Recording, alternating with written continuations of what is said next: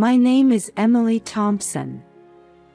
I just turned 30 and live in a quiet suburb of Michigan. Outside my window, I can see maple trees swaying in the wind, a place where you can feel the changing of the seasons. My husband Ryan and I have been together since college and got married right after graduation. He's 32 and works as an engineer at a local auto parts manufacturer.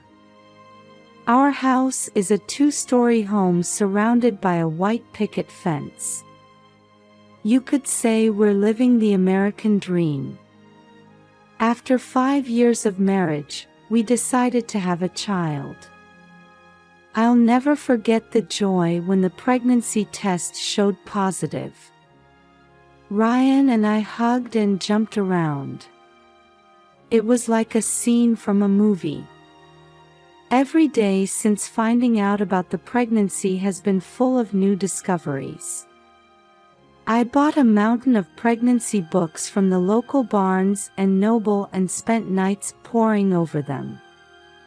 I got excited every time I saw baby items at Target, and choosing a stroller at Bye Bye Baby was the highlight of my days. But along with the joy came anxiety.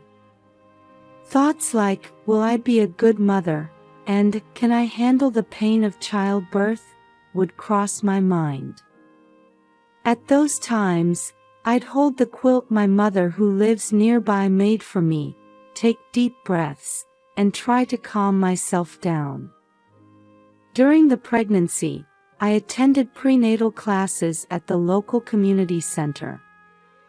Meeting other women in the same situation and exchanging information gradually built my confidence. On weekends, Ryan and I practiced Lamaze breathing techniques together, laughing as we acted out labor scenarios. Then, one day about 2 weeks before my due date, I was suddenly hit with contractions. Ryan! It's time! At my shout, Ryan panicked and started preparing. He grabbed the pre-packed hospital bag, and we jumped in the car. Ryan's car sped through the quiet residential streets illuminated by streetlights. In about 15 minutes, we arrived at Mercy Hospital. The large cross at the hospital entrance loomed in the night sky. A nurse waiting at the emergency entrance immediately brought a wheelchair. It's okay, Emily. Take deep breaths. The nurse's kind voice guided me as we headed to the maternity ward. As soon as we reached the room, the midwife Sarah came in. Her calm demeanor helped ease my tension a bit. How far apart are the contractions? Sarah asked. I answered, about every 5 minutes. She nodded and attached the monitor to my belly. Looking good. Now we just wait patiently for the baby. With each wave of contractions, Ryan held my hand. The warmth of his hand gave me courage. Occasionally, he would look worried seeing my face contort in pain. It's okay, Emily. You can do this. As time passed, the intervals between contractions grew shorter. The clock on the wall moved slowly. As it started to get light outside, Sarah came to check on me again. Emily, it's almost time. Time to meet your baby. Hearing those words, I felt a new surge of strength. I gripped Ryan's hand even tighter and mustered my last bit of energy. That's it, just a little more. Push. I could hear Sarah's voice. And then, a small cry echoed through the room. Congratulations, it's a girl, Sarah said with a smile. She placed the baby on my chest. the weight of a small but sturdy life. I couldn't stop my tears. "Hello, Sophia," I whispered. Ryan, too, was looking at our daughter with tears in his eyes. After that, I was moved to a private room. I was exhausted but filled with happiness as I held Sophia. That's when I heard a faint voice from the next bed. "Hello, I'm Jessica. Congratulations." I turned to see a young woman smiling. She was also holding a baby. "Thank you. I'm Emily. Did you just give birth too?" Jessica nodded. "Yes, last night. It's a boy." We exchanged smiles and talked about the new life we were about to begin. My conversation with Jessica eased some of the anxiety of being a new mom. However, I felt something odd about the shadow that momentarily crossed her eyes. At that time, I didn't understand what it was. After 3 days in Mercy Hospital, we returned home with our new family member. When we opened the front door, there was a homemade banner in the living room that said, "Welcome home, Sophia." Ryan must have prepared it in between his work.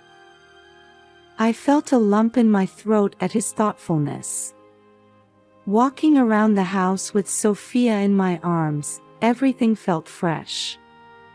Spaces I used to pass through without a thought now made me wonder if they were safe for the baby. Stairs, sharp corners, even small objects, everything seemed like a potential danger. "It's okay, Emily.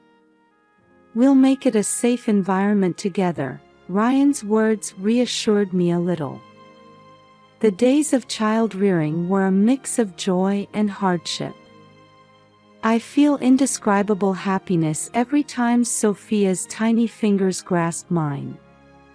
But there were also nights of no sleep due to crying and days of worrying about feeding schedules. Every day was a series of trial and error with a parenting book bought from the local Target in hand. "Emily, you're an amazing mother," Ryan encourages me, but his work has become busier than ever. With a new project starting, he's been staying late at the office more often. Every time I see his tired face, I feel guilty. "It's okay, this is just temporary. It's for Sophia," Ryan says with a smile, but I couldn't help feeling that our time together was diminishing. Still, on weekends, the three of us would go to the farmer's market or enjoy a picnic at the nearby park. These times help heal the fatigue of daily life. One day, I left Sophia with a babysitter and spent time with a friend at a cafe for the first time in a while. Raising a child is tough, but irreplaceable. My friend's words made me nod deeply, and my steps felt lighter as I headed home. However, from that day on, my life would take an unexpected turn. That day started like any other morning. After finishing Sophia's breakfast and hanging out the laundry, the doorbell rang. "Coming." I opened the door, but there was no one there. Puzzled, I stepped outside and noticed a large cardboard box at my feet. "What's this?" The box had small holes in it, and I could hear faint sounds coming from inside. Nervously, I opened the lid to find a small baby lying there. "Oh!" I couldn't help but cry out. The baby's eyes were closed, and its face was bright red. It was breathing, but its movements seemed weak. In the strong summer sun, The inside of the cardboard box was like a sauna. Coming to my senses, I immediately called 911. "Hello, it's an emergency. A baby has been abandoned in front of my house. Please come quickly." Following the operator's instructions, I brought the baby inside. In the air-conditioned living room, I wrapped it in a soft towel. I gave it a small amount of Sophia's milk with a spoon. "It's okay, you're safe now." Touching the baby's forehead, I could feel it was feverish. My chest tightened with worry. A few minutes later, I heard the sound of sirens. An ambulance and police arrived simultaneously. The paramedics immediately started treating the baby, while a police officer began questioning me. "What time did you find the box? Did you see anyone suspicious?" I told them all the information I knew. Then the officer asked an unexpected question. "Is this child not yours?" "What?" "No, my daughter is over here." I pointed to Sophia's crib. However, the officer's expression remained stern. "We'll need to do a DNA test. Until then, there's a possibility we might have to arrest you." "Arrest?" But I didn't. As I started to panic, the officer coldly stated, "This child shows signs of abuse. Did you give birth to this child and abandon it because you couldn't raise it?" "That's not." "I didn't." My mind went blank. Why is this happening? I haven't done anything wrong. Thinking of Sophia, tears started to well up. At that moment, Ryan returned from work. Sensing the situation, he immediately rushed to my side. "Emily, are you okay? What happened?"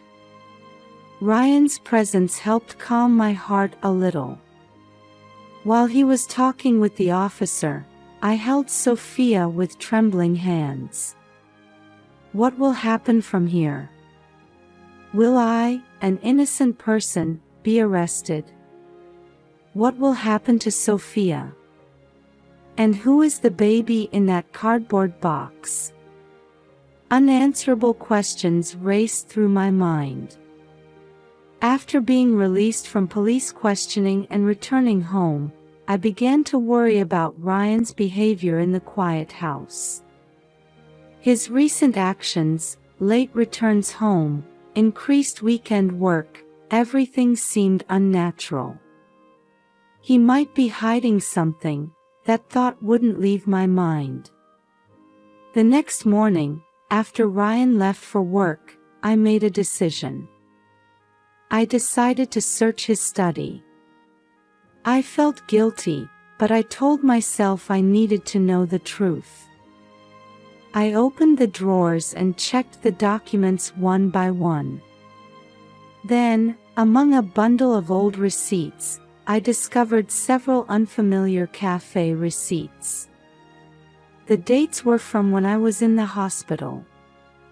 Why are there so many receipts from a cafe near the hospital? My heart started racing. I decided to check his phone records too, opening the online usage details. There, I found records of frequent exchanges with an unknown number. Gathering courage, I called the number. A familiar woman's voice answered. "Hello, Jessica speaking." At that moment, everything connected. Jessica, who was in the same hospital room. She and Ryan had some kind of special relationship. Why? I couldn't stop my tears. Sadness and anger at being betrayed welled up inside me. That evening, when Ryan came home, I confronted him with the evidence. "Explain this. What is it?" Ryan's face changed color instantly. "Emily, listen. There's a reason for this." "A reason?" "There's no reason for keeping secrets." Ryan dropped his shoulders and started to tell everything. His meeting with Jessica, learning about her situation, and then Jessica didn't have a boyfriend. She was anxious about raising a child alone. "So you comforted her?" "No, Emily. I was just listening to her concerns." "But..."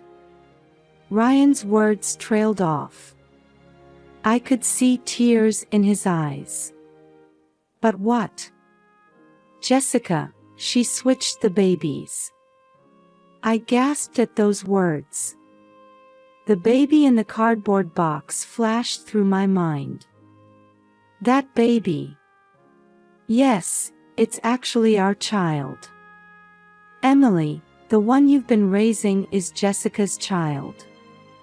The room seemed to spin at Ryan's confession. "Why did you keep quiet until now?"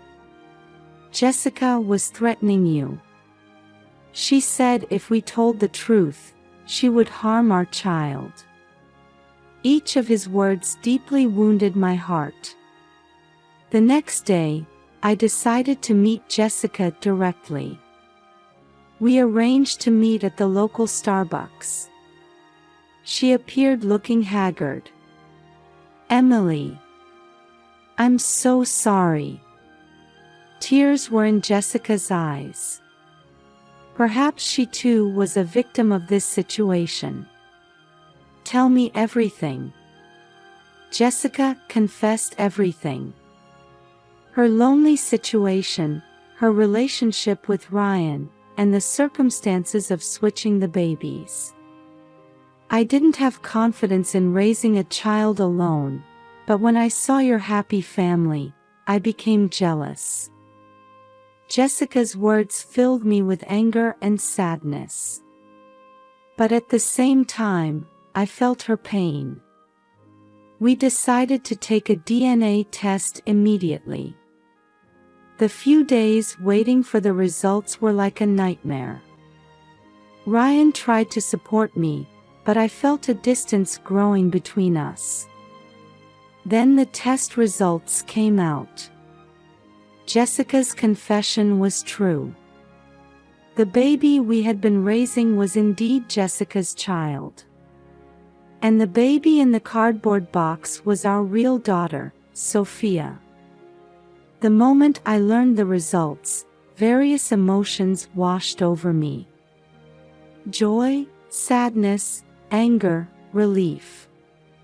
But above all, a strong feeling that I needed to protect both babies. Ryan was dumbfounded. "Emily, what should we do?" I took a deep breath and answered, "They're both our children. We'll protect them." The truth was revealed. But we still didn't know how to move forward. The only thing clear was that we had to overcome this ordeal and create a new form of family. The day after the truth was revealed, we decided to hold a family meeting.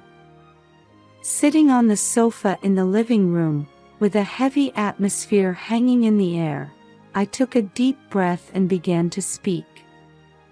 "Ryan, Jessica, and the babies. We need to decide how we're going to move forward from here." Ryan kept his head down, Jessica looked on the verge of tears, and the two babies were sleeping innocently. This scene told the story of our complex situation. "Let me speak first," Ryan opened his mouth. "Emily, I'm truly sorry." As I was listening to Jessica's concerns, I sympathized with her feelings, but that's no excuse. I betrayed you. I'm really sorry. Ryan's words made my chest tighten.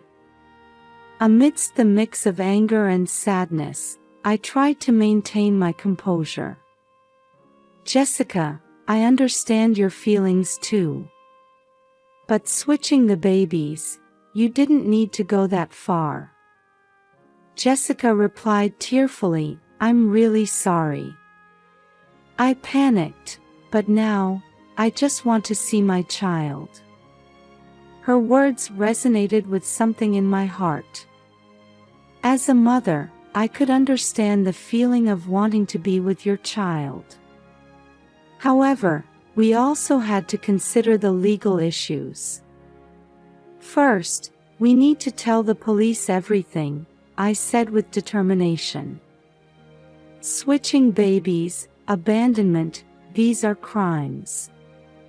But if we cooperate, there might be some room for leniency. Ryan and Jessica nodded silently. I could see resolve in their expressions. The next day, we headed to the police station. The questioning lasted for hours, but we told the whole truth without hiding anything. The police officers couldn't hide their surprise, but they appreciated our cooperative attitude. The legal procedures from here on will be difficult, the detective in charge said. But your honest attitude will likely be taken into consideration by the court. Those words gave me a glimmer of hope. A few weeks later, the trial began. Jessica was charged with baby switching and abandonment, but considering her mental state and circumstances, she avoided a prison sentence. Instead, she was placed under strict probation and required to undergo psychological counseling. Ryan was investigated as a possible accomplice, but as no direct involvement was found, he got off with a fine. However, this incident had a significant impact on his career. After the trial ended, we discussed rebuilding our family. Gathered around the living room table, drinking coffee, the conversation began in a heavy atmosphere. Emily, what are we going to do? Ryan asked nervously. I closed my eyes and thought deeply. About everything that had happened, the emotional ups and downs, and above all, about the two babies. Ryan, to be honest, it's still difficult for me to forgive you right now, I said quietly.